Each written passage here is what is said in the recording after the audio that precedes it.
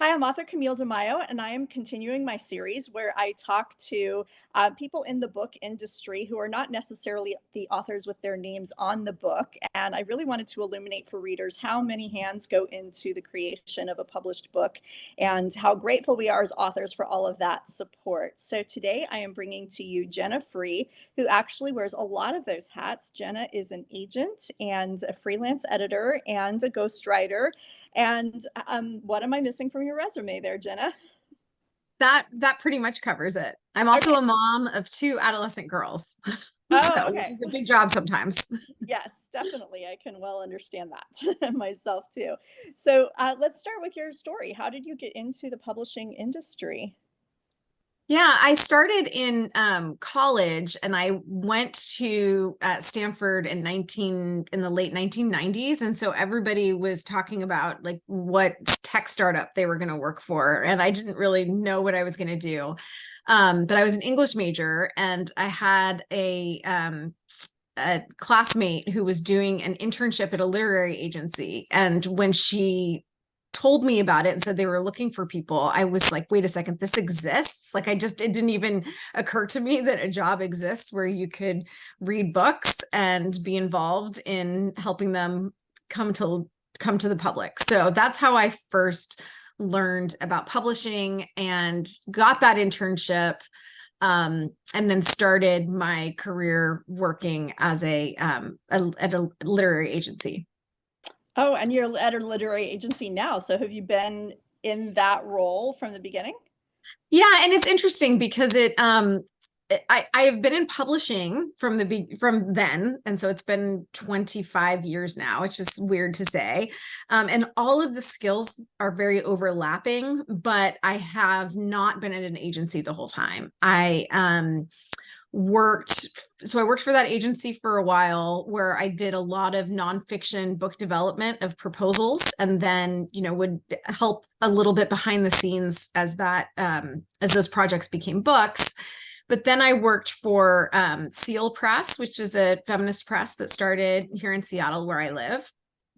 And I worked at a book producer called Becker and Mayer that basically I was an in-house editor, and we did I guess the simplest way to put it is like coffee table books, but at that Mhm. time they had these like inserts. And so we did this illustrated version of David McCullough's 1776, and we worked with Lucasfilm and Marvel and Disney, and just did a lot of cool licensed books. And then I went back to really the agency side of things, but not as an agent. I went back to that agency I worked with and started ghostwriting for them. And so, and I just wanted to say a little bit about the word ghostwriting because it's a funny continuum. I mean, on one end, I would say there's ghostwriting where someone's like, I have a story to tell, and I'm going to tell it to you, and you're going to write every word, and I'll look at it and review it, and that's how it will go. But more often, it's really collaborative, Hmm. where and I prefer the term collaborator versus ghostwriter, where the collaborator helps the author figure out, okay, what is it that you most want to say, what structure makes sense, and then you work on it together. And I can step in with some of the industry knowledge I have about how a book is put together, and they have their area of expertise that they bring to it. So that's all in the nonfiction side that I was doing, book collaborations. And then I also was editing fiction for a handful of clients. And then now it's kind of come full circle and I'm back as an agent. Well, I love that what you said there about collaborator versus ghostwriter. I think we all have maybe the word ghost in it, but there seems to be so much mystery surrounding what that Right. is, or you see somebody's name put out there and you wonder. But I like that idea of a collaborator because oftentimes I'm sure somebody has a great story, but they don't quite know how to tell it. And Exactly. And I would say that even, I mean, I would tell my clients this, my author clients this all the time is, because you're hiring me doesn't mean you're not doing a ton of work. Like you have to review every draft, even if I'm doing the original writing. And, it's just an enormous undertaking to write a book, even if you're working with a collaborator. Do you have, so going down that, on that hat for right now, do you have a process that you like to do, or is it kind of different with each client and what their personality is like? That's a good question. And yes, I kind of try to suss out like, okay, how do they like to work? How am I going to get the best out of them? So in some ways it's like being a coach, figuring out like, okay, this person we need to go away like together on a writing retreat because they have so many other responsibilities that they need the permission to just focus. Some people I would meet with once a week and we would talk structure. Some people, I have one client who would send me 30 pages of research and ideas that would be meant for a chapter that was going to be 15 pages. And so I would kind of take that big amount of words and figure out how to shape it into something different. So it really varies. But I think on that side of my business, I think that the personal connection that I have with them was really important because it's such a trust-based endeavor that you really need that piece to be there. And I think that that's also something that helps a lot with my when I edit fiction, is that somebody is, even though I'm not writing anything, but somebody is I understand what it is to have created something and to be handing it over to someone and waiting for them to come back to you with their ideas and corrections. And I think that trust is a huge part of that process too. And so I guess one other thing I want to say is like with all of these, it seems like I've done all these different things, but they really are all the same thing, which is just helping authors and helping to elevate their voices and helping them say what it is that they want to say in the best way possible, no matter what context I'm working in. I love that. I can see the crossover there because an agent really can be an editorial minded agent, and Right. those can all. And I've had editors give me good advice that an agent might give too, so I can see how that crosses over. Well, you Yes. mentioned something earlier with proposals, and I get a lot of people who now see me as a published author and they bring me their ideas for things that are clearly nonfiction.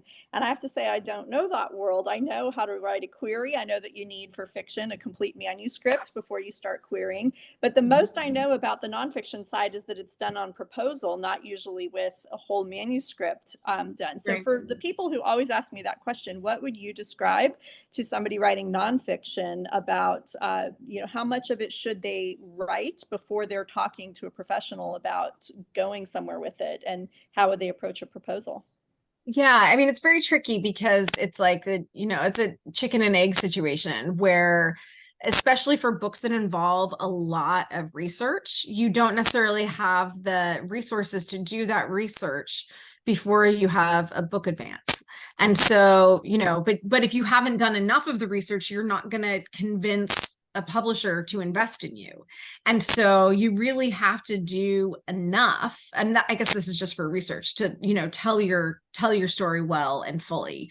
Even if you're able to say, oh, and then, when I am able to travel to Berlin, I'll do, I'll research, I'll flesh this out, things like that. But in terms of the nonfiction book proposal, there's an overview.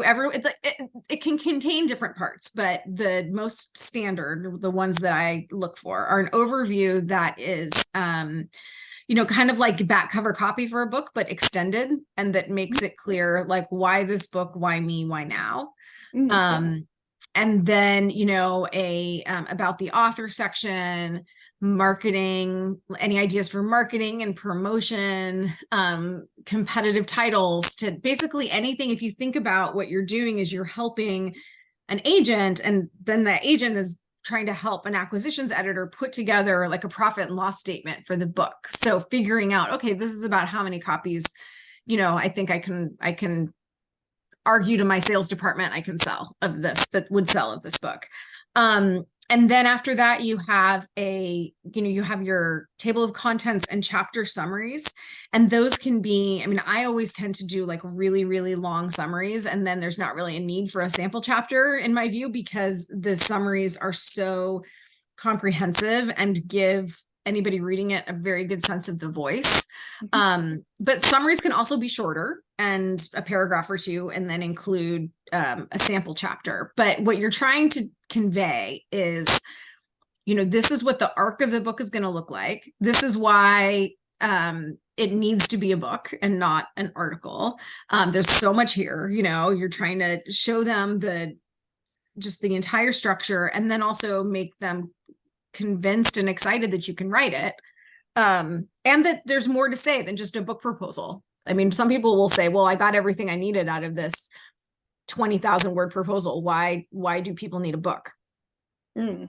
Well, that makes So sense. it's a tricky process, but it's not quite the same as turning in an entire novel that you've No, written. that's right. And it has to be really ready to go as well on that Right. side. Right. So how much in the nonfiction world, I've heard things like it's important to have a big social media platform, or I've heard also it's really important to be an expert in your field. Or as an agent, are you looking for just this is a really great story, or this is a really great angle that hasn't been reviewed before? How do you weigh those? Or are you looking for some kind of combination? I'm looking for some kind of combination. Like I can if somebody, I mean, editors will ask, the first thing they'll do when they get a project is they'll Google the author, and see how much of an expert they are, as you said, and we'll see like what is their reach. Are they going to be able to connect to readers? And so all of that matters. But if it's a story, and I have had this happen, where it's just an incredible story and really, really well told, and the person might have been, accomplished, but not in the area that they were writing the book, and didn't have any social media following, then I don't discount that at all. Mhm. Okay, But because I I do think if have you have none of those, it's not going to work. yeah, yeah, have to have some combination in there. Now, so Yeah. you agent nonfiction, but you have done freelance in the fiction field. Does that just satisfy different parts of your brain, or why does it fall into place that way for you? Yeah, it does. I mean, I find, with nonfiction, it's so analytical, and I find fiction to be a lot more creative. I mean, of course, you're still, looking and saying, well, wait a second, this person, was in this spot on this day. How could they be here? Like, so there is this sort of plot hole where you're building it, but it also, I think that what I love most about editing fiction is character development. Mhm. And that feels very creative to me. And I love plot, which also feels very creative to me. So, and you have room to play in a way that you don't with nonfiction. I like that. So, I like the play of that, and you can. I guess in fiction you can go any direction almost, and you probably Right. do have some barriers there with nonfiction. So It's in like your writing a research paper Mhm. versus, writing a short story. Right. And they're different. So, what do you read for fun? Do you tend to read more nonfiction or fiction? I don't read nonfiction for fun unless I'll read memoir for fun, but and sometimes history, but I almost always read mysteries for fun, Mhm. and it tends to not be. I've edited mysteries, but I don't usually like to read for fun something that I'm working on, Mhm. if that makes sense. Like if I'm Okay. working on a genre during the day, I don't want to read in that genre at night.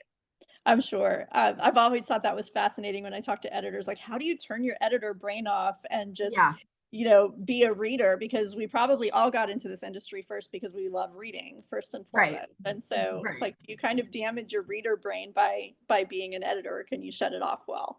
So Right. And I uh, really can't with nonfiction.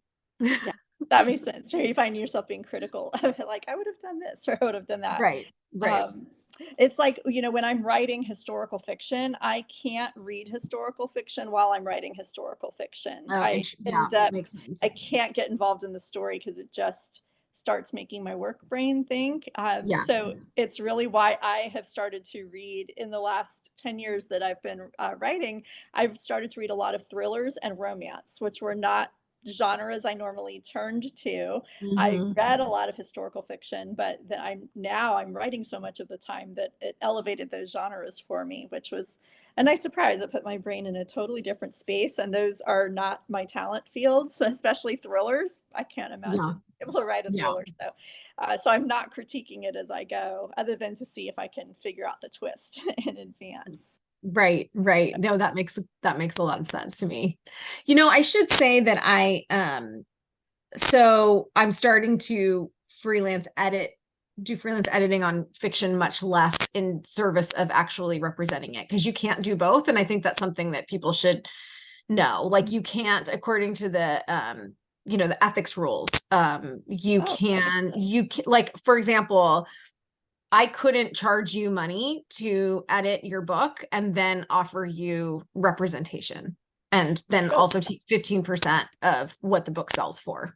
Oh, interesting. So yeah, I mean, and you can, as my understanding is that you can keep it separate. Like, I would be fine to charge money for certain clients, as long as I don't represent them. And then other clients in a totally different area, I could represent them. Does that make sense?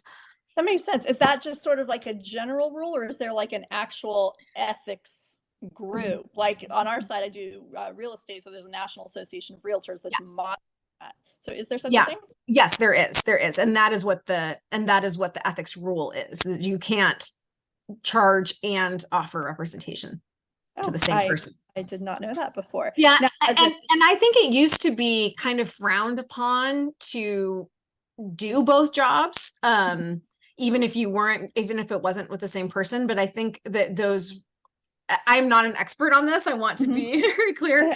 But just from where I'm sitting, my understanding has been that that's loosened. And I know a lot of young acquisitions editors who also do freelance editing. And I think part of the reason is that, it's a business that's really tough to make a living in. Mhm. And so, people have to be able to, like, okay, if, I'm not getting paid very much for this, I need to be able to also freelance on the Mhm. side. That makes sense. I Mhm. do see, oh, you have a dog in the Sorry. background. Like, man, Sorry. no, I do too. She actually just made her way out the door. I don't know how she did that, but she did. Now I know on the agenting side, you can not do a full like developmental edit, but there's definitely agents who just kind of like pass it along, and then there's agents who like to get into the nitty gritties and work with you almost in an editing capacity before it Right. goes.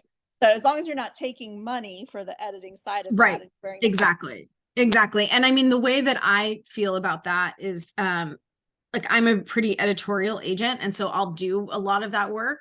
But there is a point where it's just like, oh my gosh, this is too much work. I don't have time for this. And they need to hire someone to help them get to a better place with it, before I can work on it again. And so I will tell people, I will recommend that they hire someone if I feel like it needs a lot of work.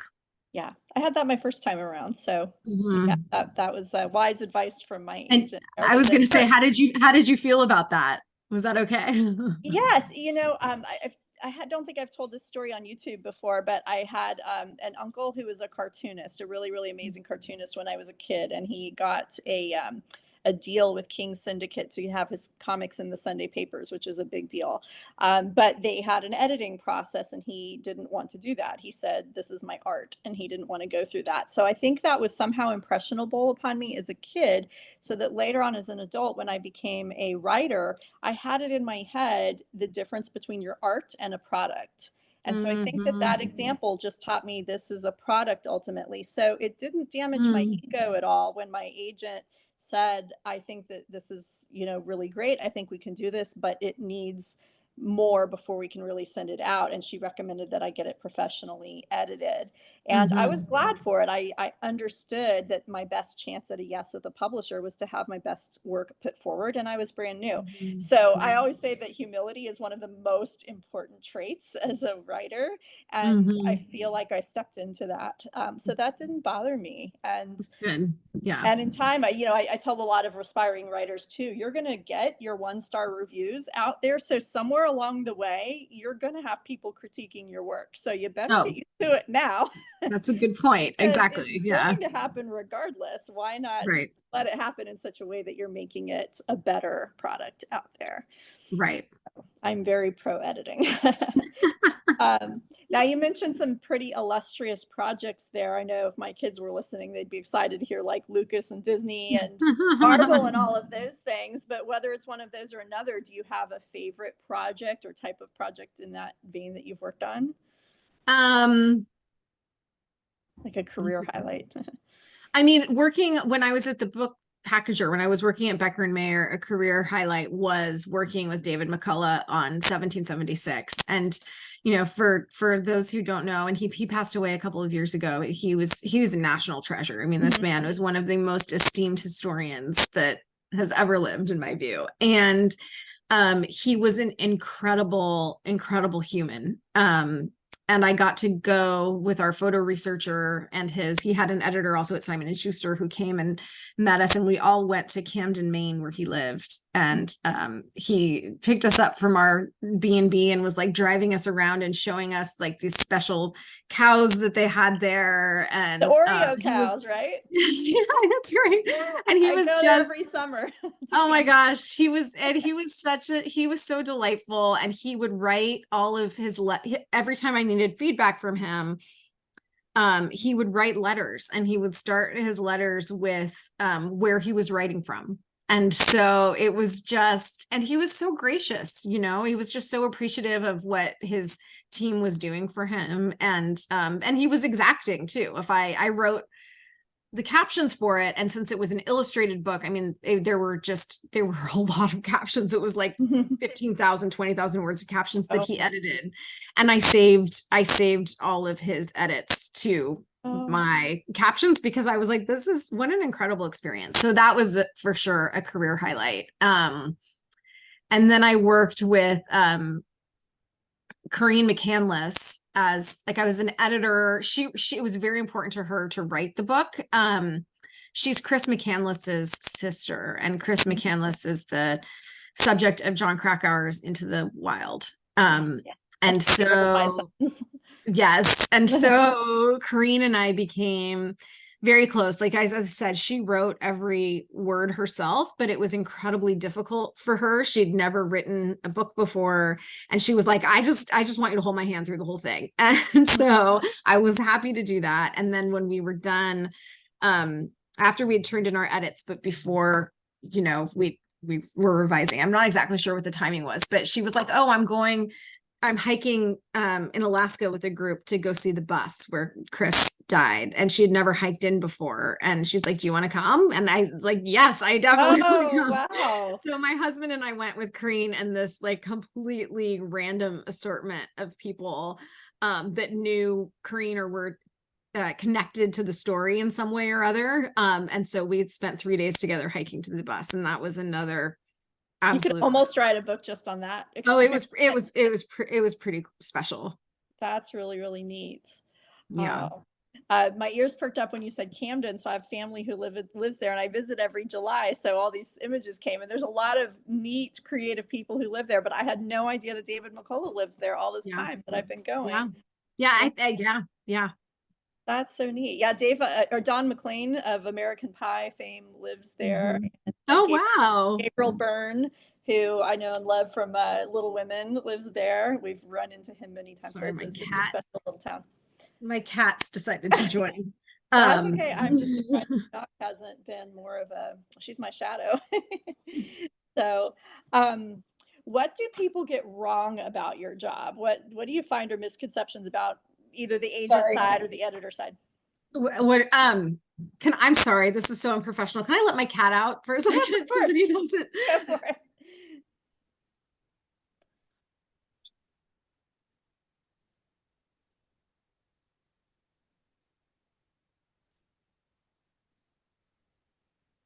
Okay. Yep. What do people get wrong? What do people get wrong? What do they think of either agents, or what do you find yourself having to correct about what you do? I think that one thing is with this industry, it's really hard to respond to everybody the way that you would like to as a person. So like I get more queries than I could possibly respond to, and I've had to be a little harder than is normal to my personality in terms of, you know, writing back very quick, brief, no, sorry, it's not for me. And editors do that too. And I think that, you know, everybody is like, it's just tough because it's a tough business with a whole lot of content that you're sifting through. And like, you know, even the editors that are have to be curt or don't write back to you or whatever, they're not bad people. They're just totally overwhelmed. And so I think there's a lot of like, oh, you think you're, you know, too good, or you're too, and I think that it's not that. I think it's just a very unwieldy business.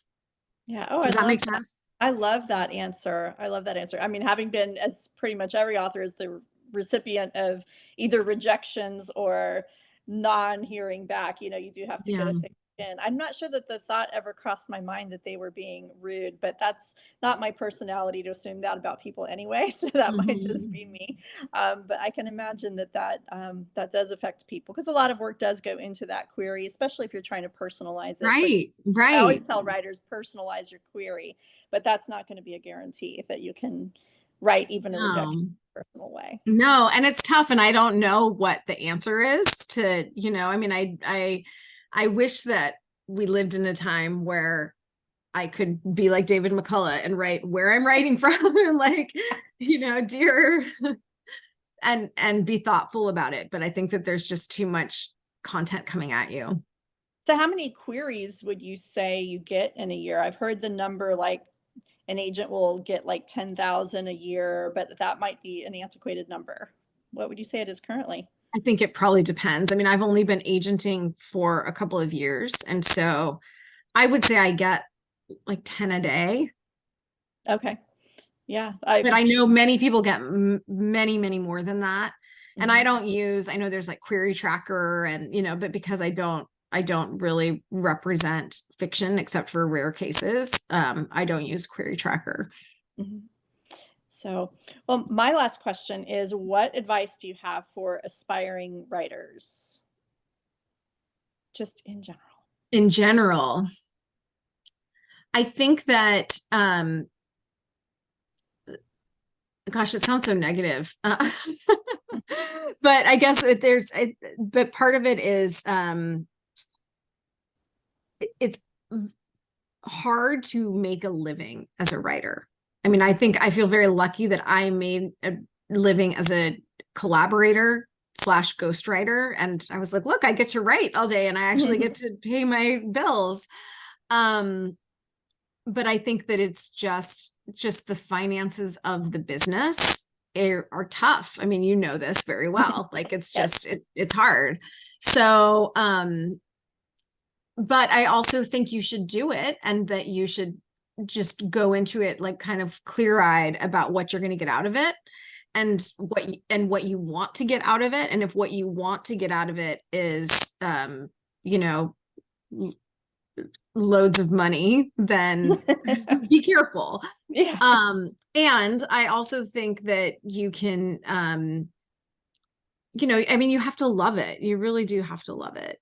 And it's worth it if you love it, Yes. you know. And what I would tell my collaboration clients and things like this all the time, if they weren't happy with their sales, but you know, I mean, some books they still find like they still change lives. You know, you've still written a book that is impacting, like look at these letters that you got from, you know, this group of women who read your book together, and your book, you know, like Corinne's book about domestic violence. I mean, there's a lot of people who were really touched by that story and whose lives it changed, and her sales were good, but it doesn't matter if they hadn't been, you know, as long as it found the way into those readers' hands.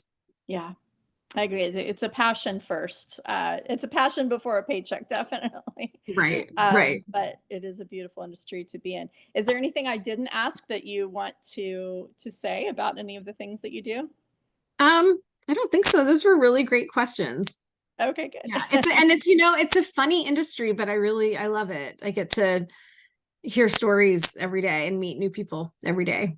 That's great. Do you have like a goal? Like, wow, if you could do this, that would just make you so happy? Or are you living it right now? I mean, oof, I love history, and so it's kind of on a bucket list thing to represent more history. Mhm. Um, and but I love what I do. I mean, to give you, I went hiking yesterday with the client of mine who wrote a book or is writing a book about otters. And to be able to like walk with her in nature and she was just such a cool, interesting, she's such a cool, interesting person. And I just felt so lucky. Yeah. Oh, that's great. I love the Yeah. little tangents this life takes us in. Exactly. Yeah. Exactly. Thank you so much. Thank you, Jenna, for taking the time and illuminating a part that we hadn't of the industry that we really hadn't visited yet. So, and you're with Folio Literary, correct? Yes. Okay. Yes, I am. So anybody watching with nonfiction aspirations, check out Jenna at Folio. So, all right, we'll be in Yeah. touch. Thank Okay. you. Bye. Bye.